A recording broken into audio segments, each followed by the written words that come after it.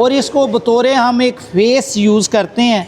अब इसमें सिर्फ और सिर्फ हमने चूँकि 2000 इसकी कटाई करनी है, इसको मशीनिंग प्रोसेस से नहीं किया जा सकता।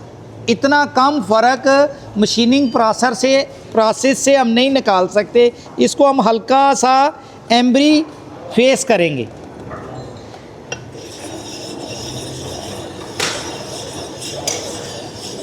फेस करते हुए आपने इस तरह एहतियात करनी है कि आपने इसको फेस करते हुए इसको बराबर फेस पे रखना है और थोड़ी देर बाद आपने इसकी पोजीशन भी चेंज करनी है और फेस करते हुए आपने इसको 8 की शक्ल में मूव करना है। जैसे हम 8 लिखते हैं, 8 लिखते हैं, आपने इस फेस पे 8 लिखना है इससे, और अपने फिंगर और हाथ की पोजीशन आपने बार बार तब्दील करते रहना है।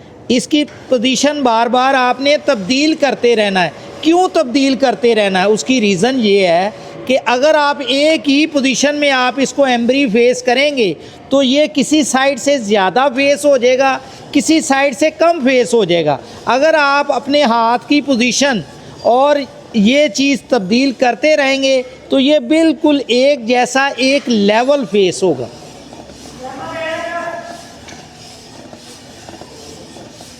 बस बंद कर।